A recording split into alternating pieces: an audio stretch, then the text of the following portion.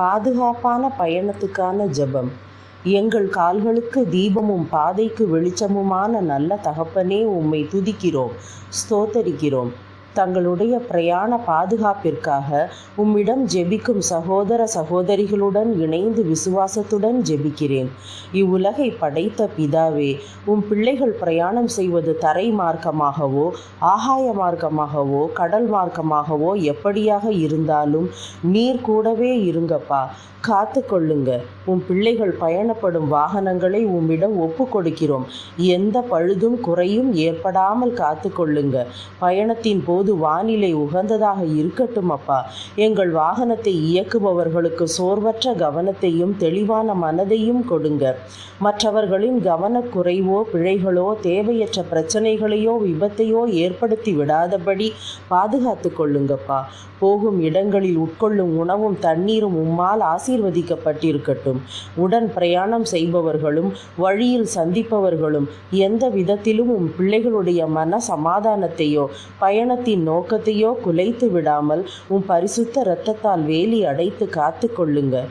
உன் வழிகளிலெல்லாம் உன்னை காக்கும்படி உனக்காக தம்முடைய தூதர்களுக்கு கட்டளை இடுவார் என்று சங்கீதம் 91:11 நீர் கொடுத்திருக்கும் வாக்கின்படி உம் பிள்ளைகளுக்கு உதவி தேவைப்படும் போது உம் தூதர்களை அனுப்பி உதவுங்கப்பா.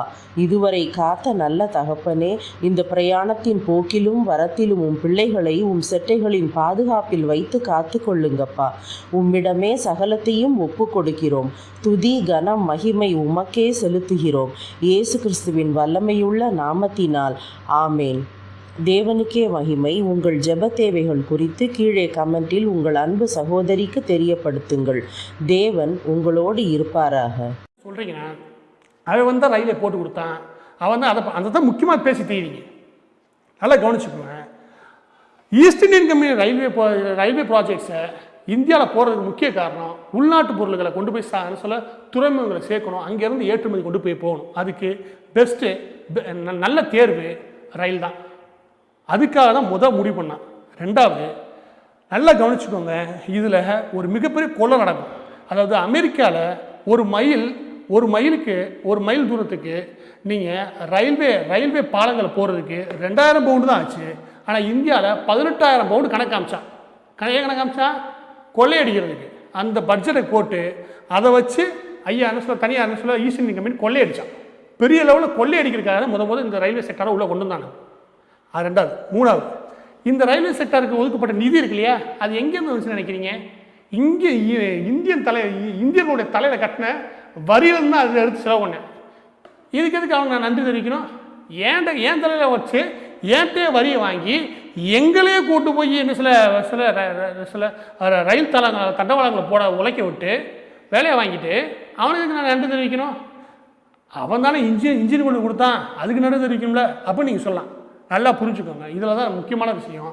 1912 நினைக்கிறேன், அந்த வாக்கில் ஒரு முக்கியமான சட்டத்தை பிரிட்டிஷ் பார்லிமெண்ட் நிறைவேற்றுறாங்க. அது என்ன கேட்டினா, இந்தியர்களுக்கு ரயில் இன்ஜினை தயாரிக்கிறதுக்கான எந்த உரிமையும் கிடையாது.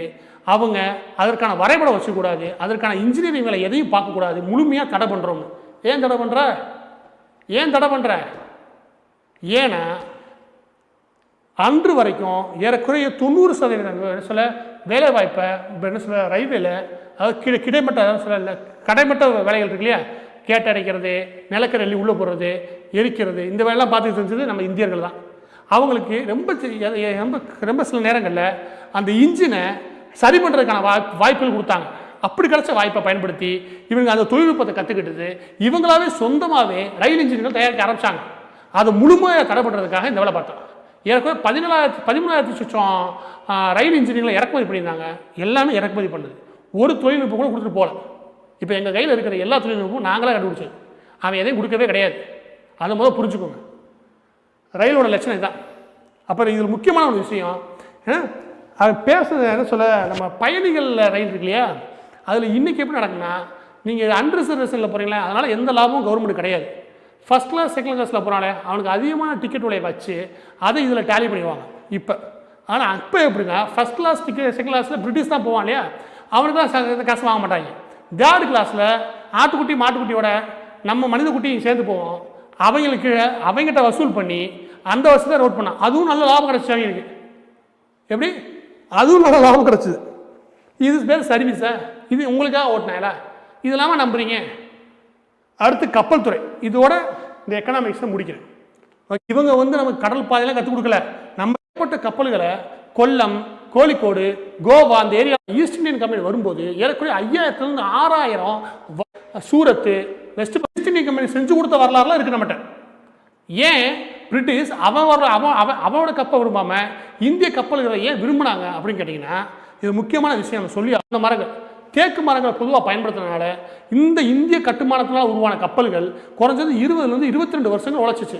ஆனால் பிரிட்டிஷ் சில ஆங்கிலேயர்களுக்கு கட்டுமான பணிகளை பயன்படுத்தின சில மரத்து பீர் மரம்ன்றது இப்போ ஓக்கு பீர் நமக்கு பெரிய அளவுக்கு கிராக் இருந்துச்சு. இதுதான் ஆரம்ப கால இந்தியா. எப்போ பிரிட்டிஷ் வரும்போது ஆரம்ப கால இந்தியா போது ஒரு கப்பல் கூட நம்ம கையில் கிடையாது.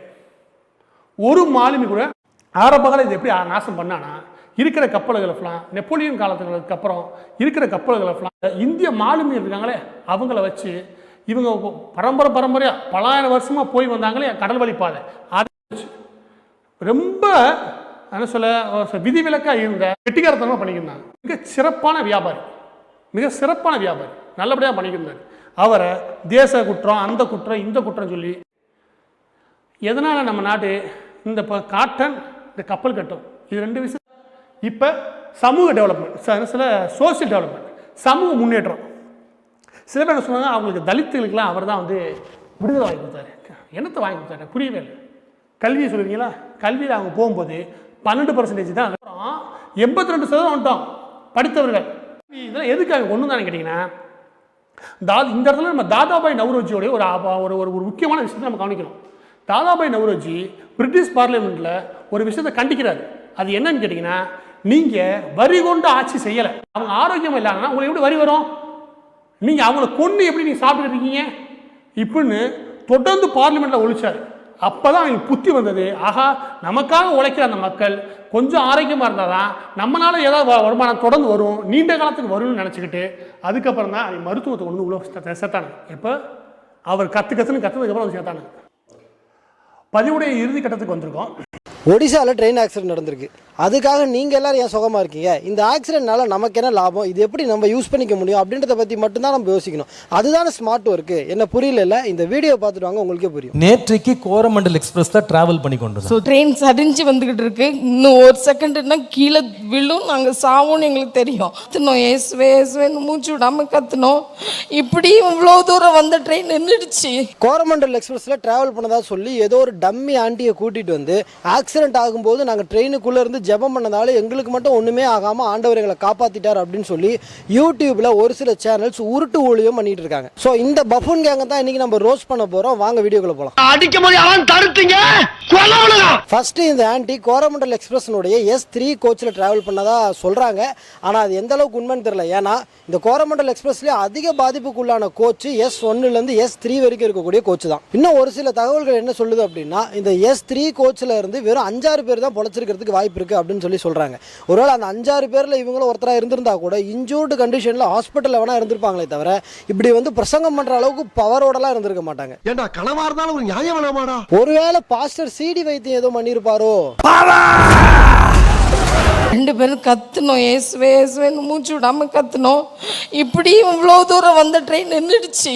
இயேசு சொல்லி முடிச்சோடனே அந்த ட்ரெயின் நின்றுச்சு. என்னடா அவார்டா கொடுக்குறாங்க, இப்படி ஆக்ட் பண்றியா? இந்த இந்தியன் ரயில்வேஸுக்கு கொஞ்சம் கூட ஐடியாவே கிடையாது. இந்த ஆன்டி சொல்ற மாதிரி எல்லா ட்ரெயினுக்கும் முன்னாடி இயேசுவே இயேசுவே அப்படின்னு எழுதி போட்டிருந்தா இந்த மாதிரிலாம் ஆக்சிடென்ட் நடந்திருக்குமா? ஐடியா இல்லாத பசங்கப்பா இந்த இந்தியன் ரயில்வேஸ். ஐடியா இல்லாத பசங்க.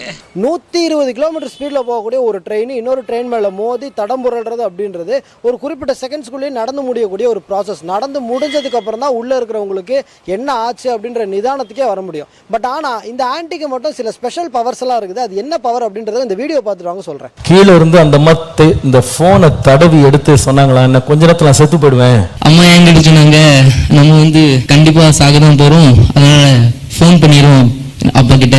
கீழே சரியுது, நாங்கள் நம்பிட்டோம். கீழே தும்முன்னு விழுந்து வண்டியை நாங்கள் சாவோம் அப்படின்ட்டு தெரியுது.